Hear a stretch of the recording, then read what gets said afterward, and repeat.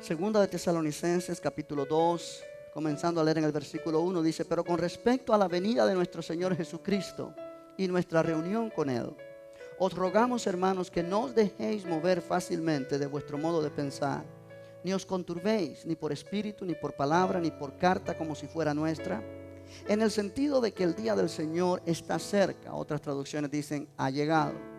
Nadie os engañe en ninguna manera, porque no vendrá sin que antes venga la apostasía y se manifieste el hombre de pecado, el hijo de perdición, el cual se opone y se levanta contra todo lo que se llama Dios o es objeto de culto, tanto que se sienta en el templo de Dios como Dios, haciéndose pasar por Dios. Padre, te damos gracias una vez más porque podemos otra vez abrir nuestras Biblias en este lugar. Señor, orando que tú abras nuestros corazones y nos ayudes a entender tu palabra. Tenemos deseo de recibir, de aprender. Y Señor, oramos que tu Espíritu nos ayude. Abra nuestro entendimiento. Ayúdame, Señor, a poder presentar esta enseñanza a tu pueblo con claridad. Que cada palabra que yo diga sea para edificación y no para confusión. Todo pensamiento contrario se ha quitado de cada mente. Todo espíritu contrario se ha echado fuera de aquí. En el nombre de Jesús. Y te damos a ti la gloria. Todos dicen amén. Puede sentarse, hermano. Gloria al Señor.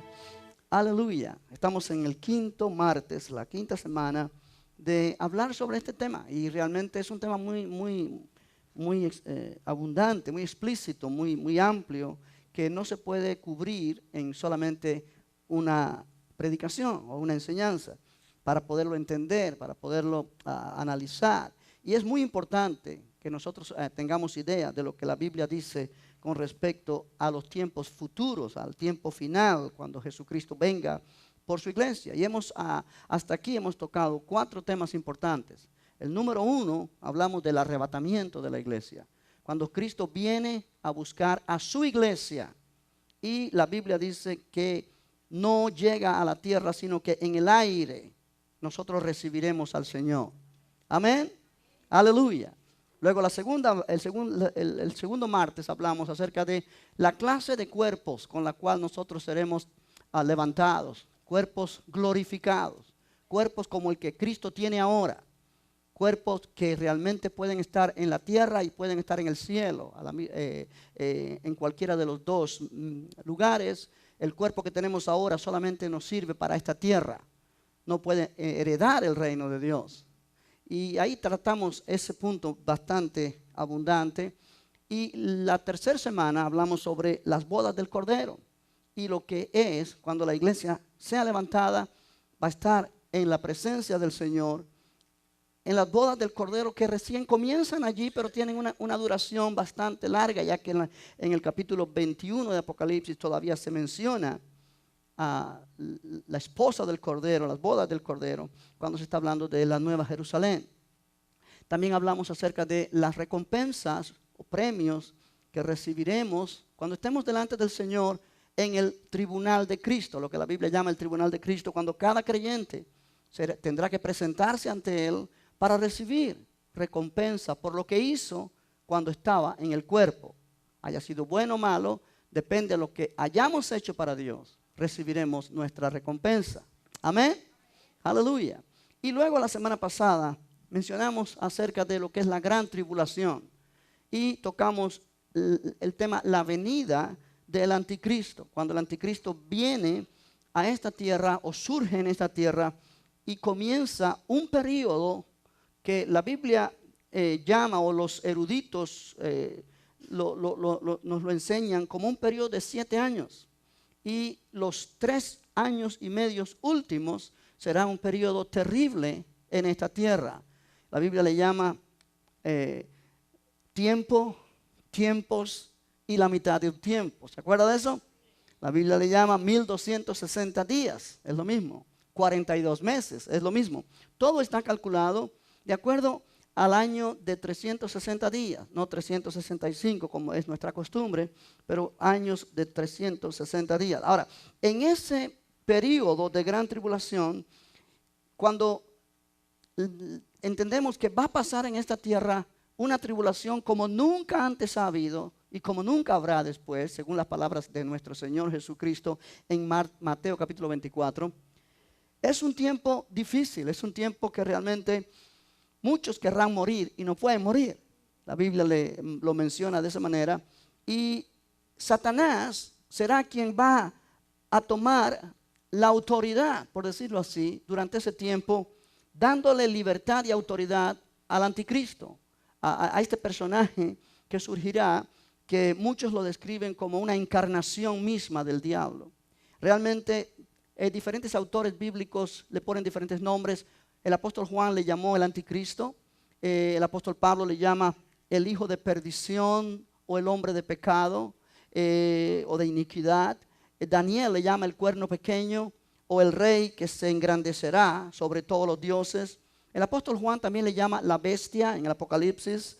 La bestia pues describe lo que es un imperio, un reino, pero también describe a un individuo que es antidios, anticristo. Y el apóstol Pablo en este pasaje que mencionamos dice que este ser se opone y se levanta contra todo lo que se llama Dios o es objeto de culto, tanto que se sienta en el templo de Dios como Dios, haciéndose pasar por Dios. Ahora, si usted recuerda, yo mencioné la semana anterior que Satanás siempre ha tenido el deseo de ser como Dios, ocupar el lugar de Dios, ser adorado como Dios, tener esa autoridad. Eso fue lo que originó su caída. Él no fue creado por Dios como Satanás, él fue creado como un ángel de luz, como Lucifer, un querubín, un querubín protector se le llama en Ezequiel capítulo 28, y realmente una persona o un personaje muy importante, muy importante. Sin embargo, en un momento él se llenó de orgullo y quiso ser como Dios y subir donde está Dios, y realmente ahí fue cuando él cayó de esa posición de honor, de autoridad, y vino a ser el adversario de Dios, vino a ser el diablo, Satanás. Y luego, cuando ya este mundo comienza en la creación de Adán y Eva, ya él está allí como la serpiente que engaña. Y Apocalipsis describe a esta serpiente como el diablo, Satanás, la serpiente antigua, el dragón, etc. Realmente él prometió a Adán y a Eva que iban a ser como Dios. Y eso fue lo que trajo la tentación a Eva, primeramente, y luego a Adán, porque era ser como Dios. Ya Dios había hecho a Adán y a Eva como Dios. Él los hizo a semejanza de Él. Sin embargo, el diablo trajo esa semilla de duda. Dios no quiere que ustedes sean como Él, pero si ustedes comen de ese fruto, si desobedecen a Dios, van a ser como Dios. O sea que lo que hay en el corazón de este ser satánico, Satanás, él lo quiere impartir al primer hombre que Dios creó. Y una vez que ellos obviamente toman esa mentira y desobedecen a Dios, ellos pierden la autoridad que Dios les dio, y esa autoridad fue transmitida a Satanás. Y él se convirtió en el príncipe de este mundo, en el Dios de este siglo, como le llama la Biblia. El mismo Jesús dijo el príncipe de este mundo, etc. Ok, el ser humano tiene un deseo en su corazón, innato, en su naturaleza humana, de ser Dios. Te explico. Tú dices, no, yo no creo eso. Ok, cada persona tiene el deseo de ser independiente, de no someterse a Dios, de hacer las cosas a su manera. Y eso es producto de la caída. Cuando la serpiente dijo, serás como Dios, conociendo el bien y el mal. En otras palabras, no tendrás que depender de Dios. Tú tendrás suficiente conocimiento para hacer las cosas a tu manera. Y eso es lo que el ser humano siempre ha anhelado.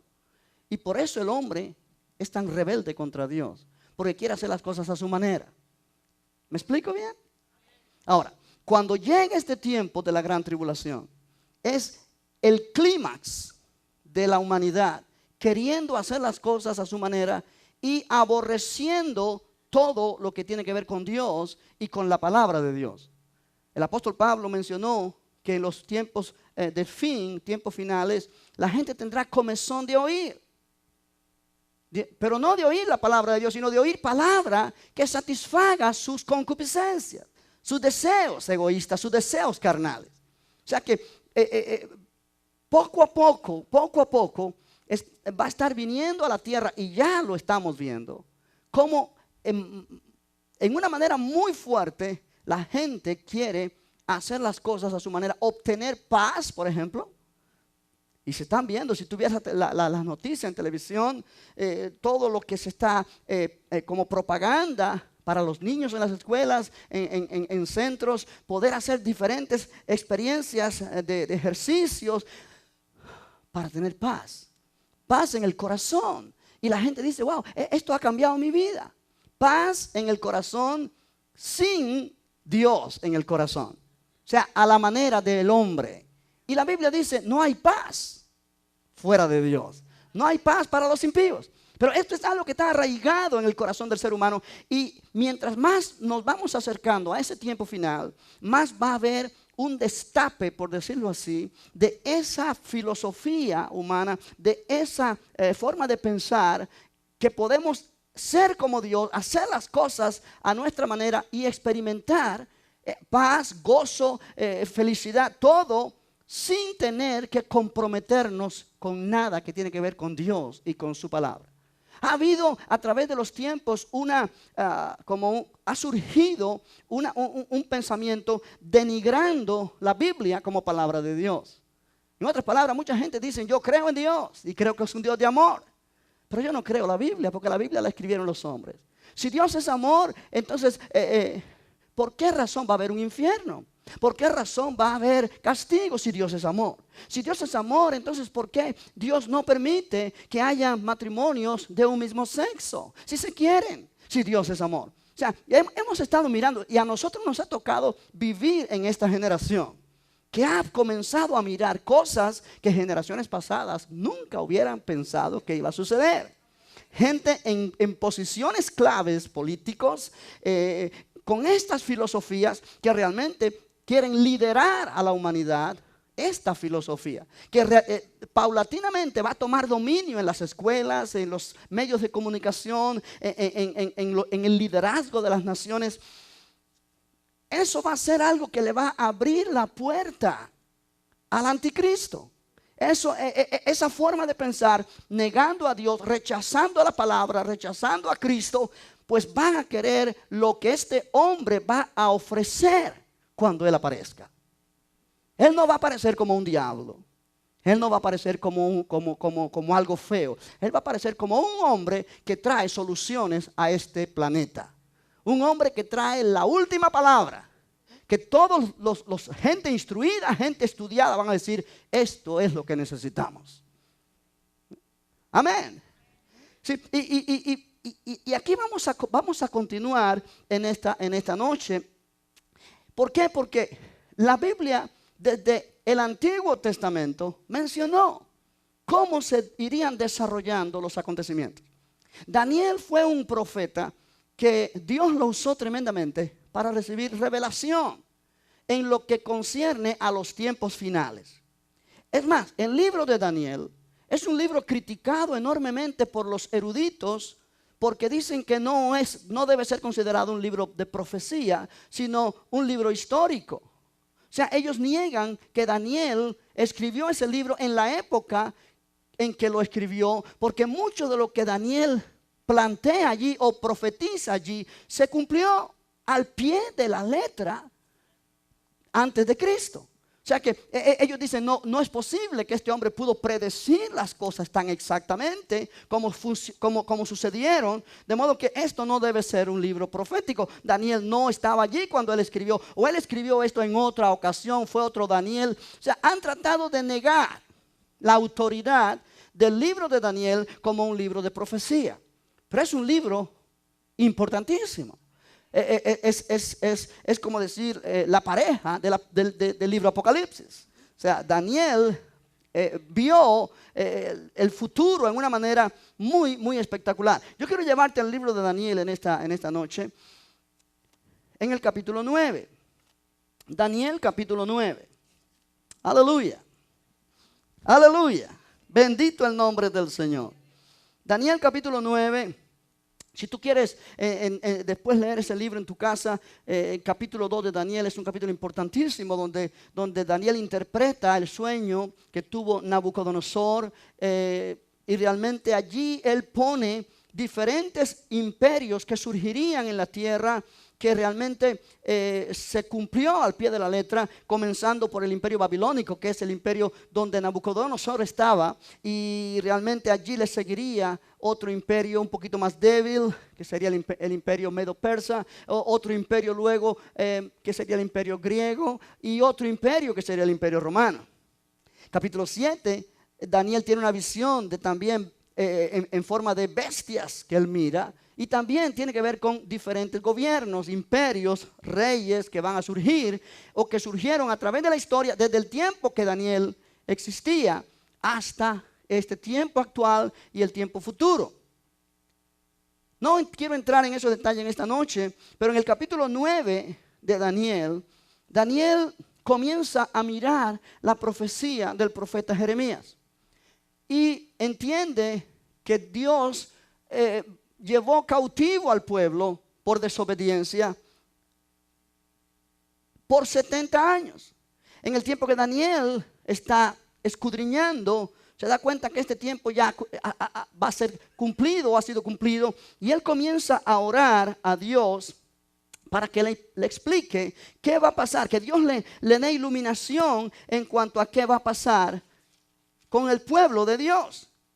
Yo quiero que mires en el capítulo 9 y vamos a mirar para poder no leer todo, pero quiero que tengas tú la idea en la manera que tú vas leyendo. Vamos a comenzar a leer en el versículo 11, vamos a leer en el versículo 8 mejor. Oh Jehová, nuestra es la confusión de rostro, estaba orando Daniel a Dios, de nuestros reyes, de nuestros príncipes y de nuestros padres, porque contra ti pecamos. De Jehová nuestro Dios es el tener misericordia y el perdonar, aunque contra él nos hemos rebelado. Y no obedecimos a la voz de Jehová nuestro Dios para andar en sus leyes, que él puso delante de nosotros por medio de sus siervos los profetas. Todo Israel traspasó tu ley, apartándose para no obedecer tu voz, por lo cual ha caído sobre nosotros la maldición y el juramento que está escrito en la ley de Moisés, siervo de Dios, porque contra él pecamos. Y él ha cumplido la palabra que habló contra nosotros y contra nuestros jefes que nos gobernaron, trayendo sobre nosotros tan grande mal, pues nunca fue hecho debajo del cielo nada semejante a lo que se ha hecho contra Jerusalén. Conforme está escrito en la ley de Moisés, todo este mal vino sobre nosotros, y no hemos implorado el favor de Jehová nuestro Dios para convertirnos de nuestras maldades y entender tu verdad. Por tanto, Jehová veló sobre el mal y lo trajo sobre nosotros, porque justo es Jehová nuestro Dios en todas sus obras que ha hecho, porque no obedecemos a su voz. No obedecimos a su voz, perdón. Verso 15. Ahora pues, Señor Dios nuestro, que sacaste tu pueblo de la tierra de Egipto con mano poderosa, y te hiciste renombre cual lo tienes hoy. Hemos pecado, hemos hecho impíamente. Oh Señor, conforme a todos tus actos de justicia, apártese ahora tu ira y tu furor de sobre tu ciudad Jerusalén, tu santo monte. Porque a causa de nuestros pecados y por la maldad de nuestros padres, Jerusalén y tu pueblo son el oprobio de todos en derredor nuestro. Ahora pues, Dios nuestro, oye la oración de tu siervo y sus ruegos, y haz que tu rostro resplandezca sobre tu santuario asolado, por amor del Señor. Inclina, oh Dios mío, tu oído y oye. Abre tus ojos y mira nuestras desolaciones y la ciudad sobre la cual es invocado tu nombre. Porque no elevamos nuestros ruegos ante ti confiados en nuestra justicia, sino en tus muchas misericordias. Oye, Señor, oh Señor, perdona, presta oídos, Señor, y hazlo, no tardes por amor de ti mismo, Dios mío, porque tu nombre es invocado sobre tu ciudad y sobre tu pueblo. Esa es la oración de Daniel. Daniel quiere que Dios está en nombre de todo el pueblo intercediendo, pidiendo perdón a Dios por la maldad del pueblo de Israel. Verso 20. Aún estaba hablando y orando y confesando mi pecado y el pecado de mi pueblo Israel. Y derramaba mi ruego delante de Jehová mi Dios por el monte santo de mi Dios. Aún estaba hablando en oración cuando el varón Gabriel, a quien había visto en la visión al principio, volando con presteza, vino a mí como a la hora del sacrificio de la tarde y me hizo entender. Y habló conmigo diciendo: Daniel, ahora he salido para darte sabiduría y entendimiento. Al principio de tus ruegos fue dada la orden, y yo he venido para enseñártela, porque tú eres muy amado. Oh, qué palabras, ¿ah? Ahora nota esto. El ángel Gabriel le responde a Daniel una verdad que es para nosotros asimilarla hoy también. Al principio de tus ruegos fue dada la orden. En otras palabras, desde que empezaste a orar, la respuesta vino. Dios dio la respuesta y yo he venido para darte la respuesta. O sea, iglesia, Dios responde nuestra oración en el momento que nosotros oramos. No tenemos que estar rogando 20 días para que Dios entonces diga, le voy a contestar porque ya me aturde. No, en el momento que tú con tu corazón sincero y en fe comienzas a orar a Dios por tu necesidad, Dios ya está escuchando y Dios ya está contestando. Aun cuando la respuesta se manifieste visiblemente en un periodo de tiempo, pero la oración es escuchada y contestada en el momento que tú oras. Aleluya, gloria al Señor. Y qué bueno que el ángel le dice, porque tú eres muy amado. Oh, precioso Dios. Y eso lo dice Dios de ti y de mí. La Biblia dice en 1 de Juan 3, mirad cuán grande es el amor con que Dios nos ha amado. Bendito el Señor. Ahora el ángel le dice, entiende pues la orden y entiende la visión. 70 semanas están determinadas sobre tu pueblo y sobre tu santa ciudad, para terminar la prevaricación y poner fin al pecado y expiar la iniquidad, para traer la justicia perdurable y sellar la visión y la profecía y ungir al santo de los santos. Ahora, cuando dice 70 semanas, aquí no está hablando de 70 semanas de días. Está hablando de 70 semanas de años. 77 es como dice el original hebreo. 77. Ahora, Daniel lo entiende de esa manera. En el capítulo 29 de Génesis, en el versículo 26, aleluya. Mira ahí un momentito si lo puedes encontrar. Si no, yo te lo leo. Cuando Jacob hace pacto con Labán acerca de que va a trabajar 7 años por su esposa, y Labán lo engañó. Y ahora le dice, trabaja 7 años más por tu otra, por la hermana, para que sea tuya. Note cómo la palabra lo pone. En el versículo 26. Cuando Jacob le responde y le dice, capítulo 29, verso 26. Cuando Jacob le responde a Labán, tú me engañaste, esta no fue la mujer que yo te pedí. Versículo 26. Y Labán respondió, no se hace así en nuestro lugar, que se dé la menor antes de la mayor. Cumple la semana de esta. La semana de esta.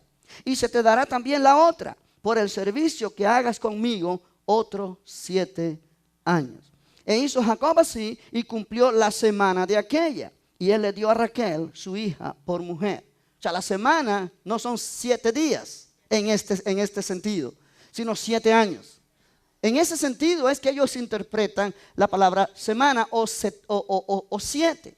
Y de esa manera es como está entendido en la oración que Daniel recibe la respuesta cuando el ángel le dice 70 semanas. 70 semanas de años, no 70 semanas, o sea, no semanas de días, sino semanas de años.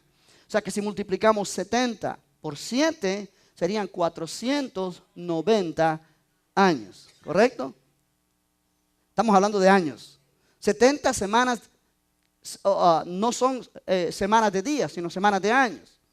70 por 7 años, cada semana, 490 años. O sea, es lo que el ángel le responde. 70 semanas, verso 24 de Daniel 9, están determinadas sobre tu pueblo y sobre tu santa ciudad. Ahora, note esa frase, sobre tu pueblo y sobre tu santa ciudad. Daniel ha estado orando por Jerusalén y por el pueblo de Israel. Y la respuesta está determinada para tu pueblo y sobre tu santa ciudad. O sea que esta profecía tiene que ver directamente con el pueblo de Israel y la ciudad de Jerusalén. Amén. Sí, es interesante y te voy a explicar por qué en un momento. Para terminar la prevaricación y poner fin al pecado y expiar la iniquidad, para traer la justicia perdurable y sellar la visión y la profecía y ungir al santo de los santos. Verso 25. Sabe pues y entiende que desde la salida de la orden para restaurar y edificar a Jerusalén hasta el Mesías príncipe, habrá 7 semanas de años, que son 49 años, y 62 semanas. Por alguna razón, el autor divide estos dos periodos y no dice de una vez habrá 69 semanas, sino que primero pone 7 semanas y 62 semanas. 7 más 62 son 69. Ahora 69 por 7 son 483 años. Amén.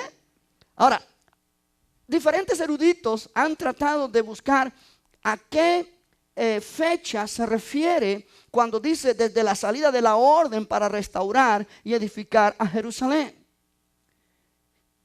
Y la respuesta más acertada, porque hay varias en la Biblia momentos cuando Dios mandó a restaurar, digamos, el templo. Pero en el libro de Nehemías, yo quiero que miremos allí por un momento, en el capítulo 2, Nehemías, capítulo 2, se nos enseña cuándo fue que fue dada la orden para restaurar y edificar a Jerusalén. Miren el libro de Nehemías, capítulo número 2. Cuando lo tengan, dice lo tengo. Aleluya. El capítulo 1 de Nehemías nos habla cuando Nehemías recibe la información de que la ciudad de Jerusalén está destruida. Sus muros han sido destruidos y una ciudad en aquel tiempo sin muros estaba a merced de los enemigos. Era una ciudad humillada, avergonzada todo el tiempo, no prosperaba. Y Nehemías se sintió muy triste cuando se enteró de la situación. Nehemías no estaba en Jerusalén, estaba en la capital del reino. Y realmente vamos a leer un poquito en el versículo 1 del capítulo 1. Palabras de Nehemías, hijos de Icalías. Aconteció en el mes de Quisleo, en el año 20, estando yo en Susa, capital del reino, en este caso el reino persa, que vino Hanani, uno de mis hermanos, con algunos varones de Judá, y les pregunté por los judíos que habían escapado, que habían quedado de la cautividad, y por Jerusalén. Y me dijeron: el remanente, los que quedaron de la cautividad allí en la provincia, están en gran mal y afrenta, y el muro de Jerusalén derribado, y sus puertas quemadas a fuego. Cuando oí estas palabras, me senté y lloré, e hice duelo por algunos días, y ayuné y oré delante del Dios del cielo, de los cielos. Ahora, allí se describe la oración que Nehemías hizo. En el versículo 11 dice: te ruego, oh Jehová, esté ahora atento tu oído a la oración de tu siervo y a la oración de tus siervos, quienes desean reverenciar tu nombre. Concede ahora buen éxito a tu siervo y dale gracia delante de aquel varón, porque yo servía de copero al rey. Nehemías siente la necesidad de hablar al rey acerca de la condición de Jerusalén y su deseo de ir a hacer algo por su tierra, por su ciudad. Pero no era fácil, porque él tenía una posición muy importante allí en el reino. Él era copero del rey, un hombre de mucha confianza. El copero tenía que probar el vino que el rey iba a beber por si acaso estaba envenenado. O sea, tenía que ser un hombre de mucha confianza que estaba dispuesto a dar su vida por la vida del rey. O sea, no era fácil. Capítulo 2, verso 1 dice: sucedió en el mes de Nisán, en el año 20 del rey Artajerjes, que estando ya el vino delante de él, tomé el vino y lo serví al rey. Y como yo no había estado antes triste en su presencia, me dijo el rey: ¿por qué está triste tu rostro? Pues no estás enfermo. No es esto sino quebranto de corazón. Entonces temí en gran manera, porque estar triste delante del rey podía ser síntoma de traición. Y eso no era felicitado por el rey, era castigado con la muerte. Versículo número 3. Y dijo al rey: para siempre viva el rey. ¿Cómo no estará triste mi rostro cuando la ciudad, casa de los sepulcros de mis padres, está desierta y sus puertas consumidas por el fuego? Me dijo el rey: ¿qué cosa pides? Entonces oré al Dios de los cielos. Allí Nehemías oró una oración, pero así rápida: Señor, ayúdame. Ahora, ¿qué cosa pides? Ya la puerta se está abriendo. Y dije al rey: si le place al rey, y tu siervo ha hallado gracia delante de ti. Envíame a Judá, a la ciudad de los sepulcros de mis padres, y la reedificaré. Reedificaré la ciudad. Entonces el rey me dijo, y la reina estaba sentada junto a él: ¿cuánto durará tu viaje y cuándo volverás? Y agradó al rey enviarme, después que yo le señalé tiempo. Además dije al rey, si le place al rey, que se me den cartas para los gobernantes al otro lado del río, para que me franqueen el paso hasta que llegue a Judá. Y carta para Asaf, guarda del bosque del rey, para que me dé madera para enmaderar las puertas del palacio de la casa y para el muro de la ciudad y la casa en que yo estaré. Y me lo concedió el rey, según la benéfica mano de mi Dios sobre mí. Ahora, realmente esta es la única parte en la escritura donde se describe con lujo de detalle la orden para reedificar a Jerusalén después que estaba destruida. Y muchos eruditos creen que es a ese momento cuando se refiere Gabriel en la respuesta que le está dando a Daniel acerca de la orden que fue dada para reedificar Jerusalén. Es cuando comienza a contarse las 70 semanas, este periodo de 70 semanas. ¿Me está entendiendo ahora? Vuelve a Daniel capítulo 9, verso 25. ¿Sabe pues si entiende que desde la salida de la orden para restaurar y edificar a Jerusalén hasta el Mesías príncipe, o sea que está poniendo el periodo de tiempo desde que salió la orden para restaurar Jerusalén hasta la llegada del Mesías príncipe a esta tierra? Habrá 7 semanas y 62 semanas. O sea, un total de 69 semanas. Se volverá a edificar la plaza y el muro en tiempos angustiosos. Ahora yo quiero que prestes atención acá. Es bien interesante esto. Según los eruditos que han sacado la cuenta de una manera científica, buscando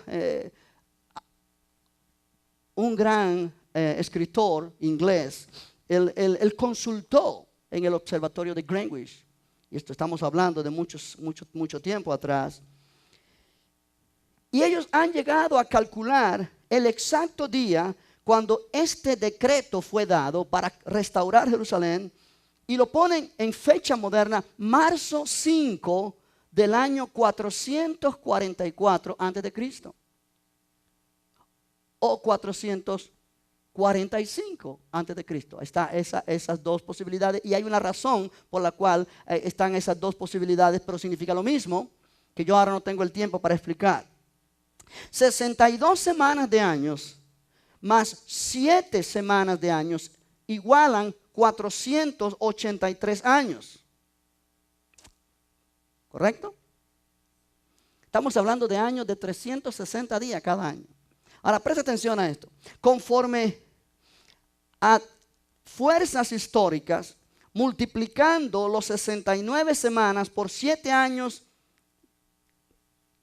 para cada semana por 360 días, da un total de 173.880 días. Ahora, si empezamos a sacar cuenta aquí, te digo una cosa, vamos. En primer lugar, pues no trajiste tu calculadora, y la gente moderna sin calculadora no funciona. Pero cuando estos eruditos han hecho los cálculos, ellos llegan a la conclusión de que el Mesías príncipe, como dice allí la profecía, tiene que ver exactamente el día cuando Jesús entró a Jerusalén cabalgando sobre una asna, días antes de ir a la cruz.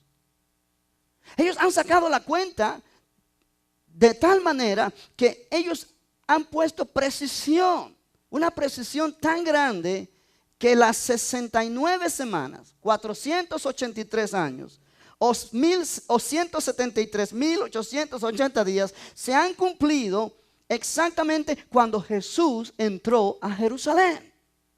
Mira lo que dice Daniel capítulo 9, versículo 25 otra vez. ¿Sabe pues si entiende que desde la salida de la orden para restaurar y edificar a Jerusalén hasta el Mesías príncipe, Habrá 7 semanas y 62 semanas. Se volverá a edificar la plaza y el muro en tiempos angustiosos. O sea, habrá problemas, pero se edificará. Y después de las 62 semanas, ahora note bien, dice, y después de las 62 semanas, se quitará la vida al Mesías, mas no por sí. Otras traducciones dicen, mas sin nada. Y el pueblo de un príncipe que ha de venir destruirá la ciudad y el santuario. Y su fin será con inundación, y hasta el fin de la guerra durarán las devastaciones. Versos 27. Y por otra semana confirmará el pacto con muchos. A la mitad de la semana hará cesar el sacrificio y la ofrenda. Después, con la muchedumbre de las abominaciones, vendrá el desolador, hasta que venga la consumación y lo que está determinado se derrame sobre el desolador. Ahora fíjate acá, que aquí hay mucha controversia y hay muchas interpretaciones diferentes a la que yo te estoy dando esta noche, pero de todas ellas, la que a mí me hace más sentido y más lógica es la que yo te estoy dando, porque es interpretando este pasaje literalmente. Sí, es una ley de la interpretación bíblica que debemos interpretar la Biblia primeramente de una manera literal, a menos que se nos muestre que es algo figurado o es algo que no es literal. Pero siempre y cuando se pueda entender literalmente, debemos interpretarla de esa manera. Ahora, los 483 años o 69 semanas de años se cumplieron literalmente. No hay nada allí espiritualizado ni figurativamente. Fueron 69 semanas de años literalmente, desde que se mandó a reedificar Jerusalén hasta el Mesías príncipe. Ahora, si las 69 semanas primeras fueron cumplidas literalmente y fueron determinadas y puestas en un periodo de tiempo de 483 años literales, no es lógico pensar que la última semana debemos interpretarla también literalmente, como 7 años. Ahora, muchos interpretan la última semana como espiritual, como que no tiene que ser literal, pero realmente no tiene sentido lógico si las primeras 69 semanas las interpretamos como literal. Entonces la última, como figurativamente, no tiene sentido. Sin embargo, el texto es claro acá. El versículo 25 menciona las 69 primeras semanas. Desde que se comenzó o se dio la orden para reedificar Jerusalén hasta el Mesías príncipe. Habrá 7 semanas y 62 semanas. Ahora, verso 26 nos dice, y después de las 62 semanas se quitará la vida al Mesías, y el pueblo de un príncipe que ha de venir destruirá la ciudad y el santuario. Ahora, el versículo 27 dice, y por otra semana confirmará el pacto con muchos. Ahora, quiere decir que en el versículo 26 nos muestra un hueco donde realmente no está estas 70 semanas descritas. Déjame ver cómo lo pongo para que me puedas entender. Cuando se le quita la vida al Mesías, dice, será después de las 62 semanas. O sea, después de estos 483 años, se le quitará la vida al Mesías, pasarán otras cosas, pero ya no está midiéndose el tiempo de las 70 semanas. Aquí hay una brecha o hay una separación en el tiempo. ¿Por qué? Porque el reloj de Dios se para en su trato con Israel cuando Jesús muere y resucita, y Dios comienza a trabajar con otro programa que Él le llama la iglesia, que es el programa que comienza en Pentecostés y va a estar hasta que el rapto de la iglesia ocurra, donde Dios no está tratando directamente con Israel como nación, sino que está tratando ahora con la iglesia, un pueblo que es formado de tanto judíos como gentiles que aceptan a Jesucristo como su Salvador personal. Es un nuevo programa, es un misterio que nunca se conoció en el Antiguo Testamento, pero que Dios lo reveló al apóstol Pablo en el libro de Efesios, capítulo número 2. Todo el libro de Efesios, pero el capítulo número 2 es más enfático allí. Ahora, ¿qué me está diciendo aquí la Escritura? Que cuando el arrebatamiento ocurre, entonces Dios va a comenzar a tratar otra vez con la nación de Israel. Y allí comienza entonces la semana número 70, que son 7 años que nos faltan aquí para que se cumpla lo que Dios habló a Daniel acerca de lo que sucedería a la ciudad de Jerusalén y a la nación de Israel. O sea, estas 7 semanas proféticas, 7 semanas de años, son 7 años, es futuro todavía. No es presente, no es pasado, no estamos en ella. Ahora, en medio de esta separación de tiempo está el versículo 26. Y el versículo 26 describe la muerte de Jesús. Y el versículo 26 describe también, y dice, y el pueblo de un príncipe que ha de venir. Note, el pueblo de un príncipe que ha de venir. No está diciendo el príncipe que ha de venir, sino el pueblo de un príncipe que ha de venir. Destruirá la ciudad de Jerusalén y el santuario. Y su fin será con inundación. Y hasta el fin de la guerra durarán las devastaciones. Ahora, este príncipe, este pueblo de un príncipe que ha de venir. Cuando tú miras la profecía que Jesús dio acerca del fin de los tiempos, Él menciona allí, en esa profecía, lo que sucedería a Jerusalén en el futuro cercano por haber rechazado a Jesús. Y la historia nos cuenta que en el año número 70 del primer siglo, los romanos vinieron, rodearon Jerusalén y la destruyeron. La destruyeron completamente, solo dejaron cierta parte de los muros como un recuerdo para que las generaciones futuras entendieran lo que ellos habían hecho con la ciudad de Jerusalén. Tito, el hombre que estaba al frente, vino y destruyó Jerusalén. El historiador Josefo, un hombre que fue contemporáneo de Jesús, un judío, no era cristiano, pero era historiador. Él describe las calamidades que el pueblo de Israel, el pueblo de Israel sufrió en la ciudad de Jerusalén cuando esto sucedió. Porque los romanos rodearon esta ciudad, la sitiaron y la ciudad comenzó a estar en hambre, en sed. Mujeres mataban a sus hijos para comérselo. Pero proféticamente Dios advirtió a su pueblo, a la iglesia. Y ellos salieron de Jerusalén antes que los romanos vinieran. Y la iglesia sobrevivió. Pero en este momento Jerusalén fue destruida. Totalmente. Los pocos que pudieron salvar su vida se fueron. Se acabó Jerusalén. Se acabó Israel. Hubo una dispersión del pueblo judío por todo el mundo conocido de aquel entonces. Y es milagro de milagros que han pasado 2000 años. Y en el siglo pasado, 1948, de una manera milagrosa, la nación de Israel nació de otra vez. Cumpliendo la profecía de Isaías que dijo, en un día una nación surgirá.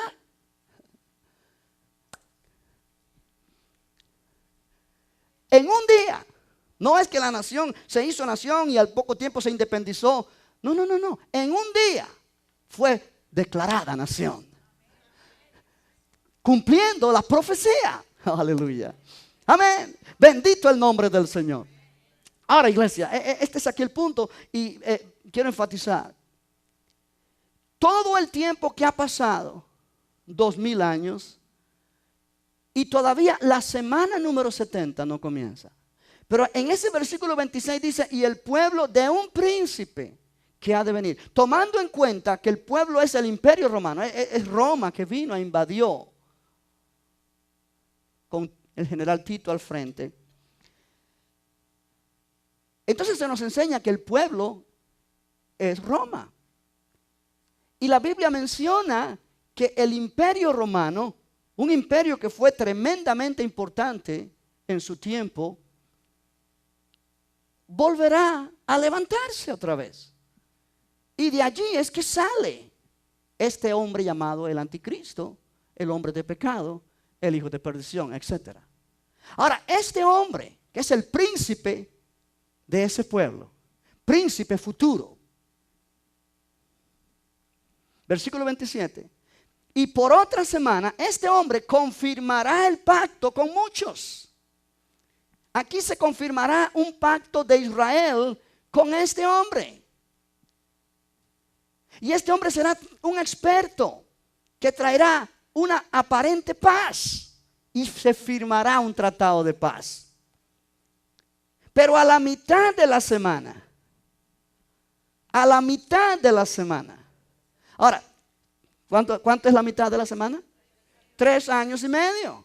O tiempos y la mitad de un tiempo. O 42 meses o 1260 días. Todo esto hablamos la semana pasada. Que es tiempo cuando el anticristo va realmente a estar en función. A mitad de la semana hará cesar el sacrificio y la ofrenda. Ahora, cuando dice el sacrificio y la ofrenda, se está refiriendo al sacrificio que el pueblo judío hace. Está hablando de la ciudad. No está hablando del mundo, está hablando de la ciudad de Jerusalén, el pueblo de Israel. Ellos son los únicos que tienen la religión judía, donde ofrecen sacrificios de animales, ofrendas en el templo.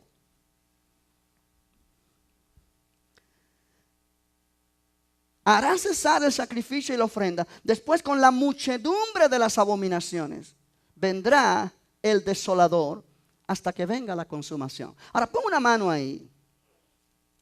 Y miren el capítulo 11. Capítulo 11 de Daniel. Aleluya. Aleluya. Bendito el nombre del Señor. Oh, precioso Dios. Versículo 31. Y se levantarán de su parte tropas que profanarán el santuario y la fortaleza. Y quitarán el continuo sacrificio. Y pondrán, ¿qué cosa? Dilo alto. ¿Qué? La abominación desoladora. Note ese nombre. Di conmigo. Abominación desoladora. Ahora miren Mateo capítulo 24. Mateo 24, por favor. Ya estoy terminando porque el tiempo ya avanza. Esto está interesante. Estamos hablando de eventos futuros a la luz de la palabra. Mateo capítulo 24. Jesús está dando el bosquejo, el outline, la base de los sucesos que suceden, lo que pasará. Y en el versículo 14 dice, y será predicado este evangelio del reino en todo el mundo para testimonio a todas las naciones, y entonces vendrá el fin. Por tanto, el verso 15, cuando veáis en el lugar santo, que es el templo, la abominación desoladora. Nota la misma frase que aparece en Daniel, capítulo 11, verso 36. Y en capítulo 9, verso 27. También aparece en el capítulo 12. No lo leímos, pero aparece allí también. De que habló el profeta Daniel, entre paréntesis, el que lee, entienda.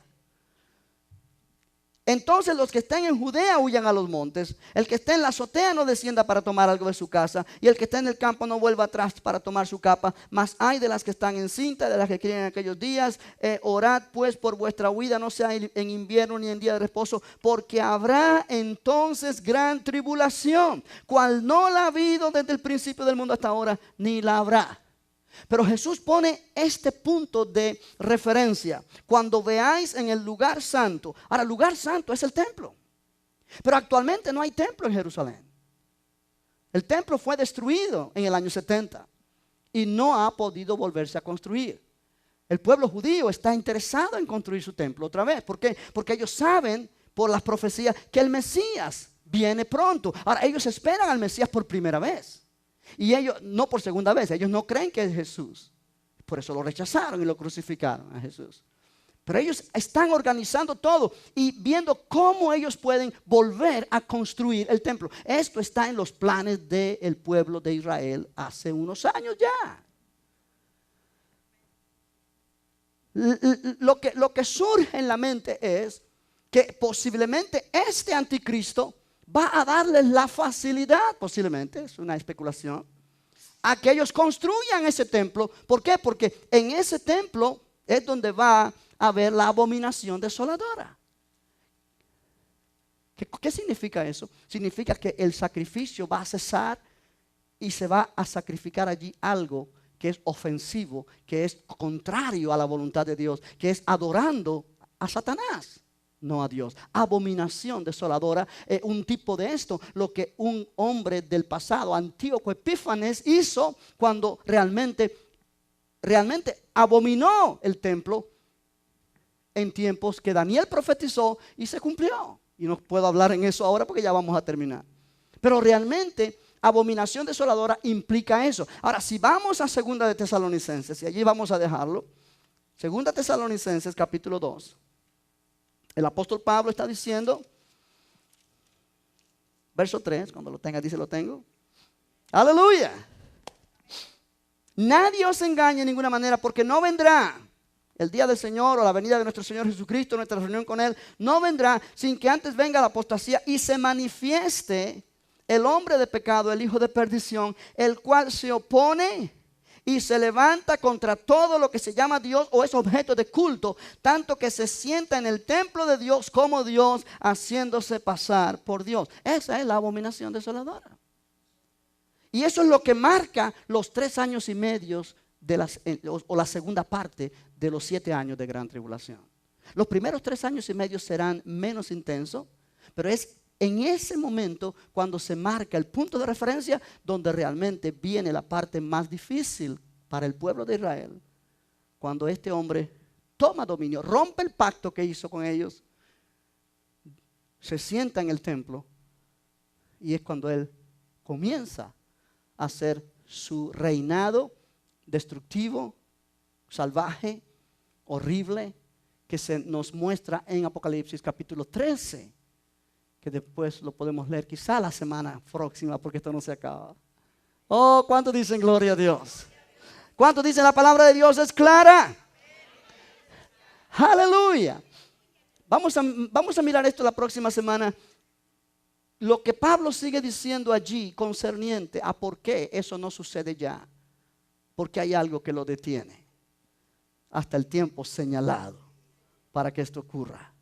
Eventos que sucederán dentro del programa de Dios, dentro del plan divino. Aleluya. Pero qué bueno que tú y yo somos la iglesia del Señor y estamos dentro de otro programa de Dios. Aleluya. Programa que espera la salvación eterna, espera la venida del Señor, espera el arrebatamiento, espera. Aleluya. Por eso, iglesia, sé fiel al Señor. Por eso Él dice aquí, yo vengo pronto. Retén lo que tiene para que ninguno tome tu corona. Ponte de pie, vamos a darle gracias al Señor en esta noche. Dios es precioso, aleluya. Oh Padre, gracias por tu palabra esta noche. Gracias, Señor, porque estas escrituras nos enseñan a mirar los tiempos, nos enseñan a darnos cuenta que estamos, Señor, cerca de ese momento cuando estas palabras se cumplirán. Tú nos has dado la oportunidad de vivir en esta generación. Señor, ayúdanos a estar firmes en ti, firmes en tu palabra, para poder hacer la obra, la voluntad tuya cumplida en este tiempo, en medio de un mundo que cada día se revela más a ti. Oh, mi Dios, en el nombre de Jesús, aleluya, en el nombre de Jesús. ¿Por qué no levantas tus manos y le dices, Padre, gracias, porque tú me has escogido para ser parte de tu iglesia? Parte del pueblo escogido, parte del pueblo lavado con la sangre de Cristo. Oh Padre, gracias porque tú me has escogido para vivir para ti, para esperar no tribulación, no la ira tuya, pero para esperar ese momento de nuestro encuentro con Cristo.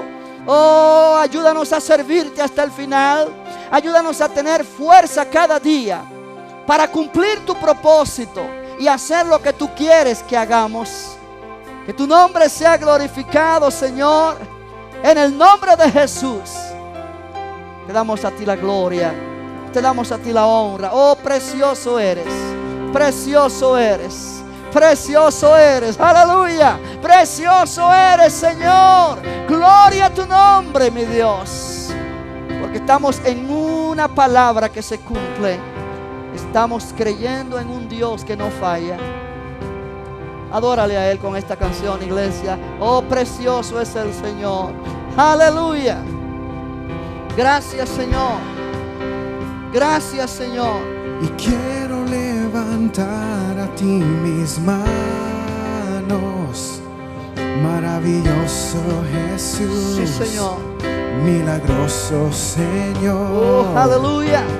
Llena este lugar de tu presencia.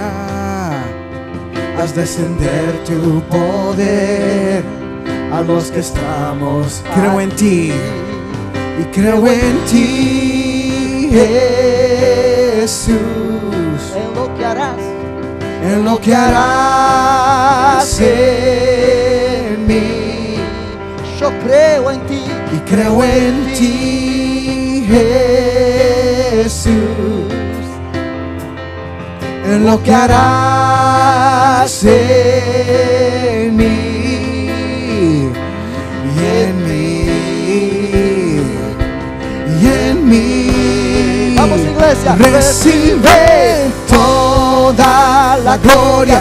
Recibe toda la honra, precioso Hijo de Dios. Recibe toda la gloria, recibe toda la honra, precioso Hijo de Dios. Y Recibe toda la gloria, recibe toda la honra, precioso Hijo de Dios. recibe Toda la gloria, recibe toda la honra, precioso Hijo de Dios. Creo en ti, Jesús. Díselo a esta iglesia esta noche. Dile, Señor, lo que harás en mí. Yo creo en ti y creo en ti, Jesús. Aleluya. En lo que harás en mí.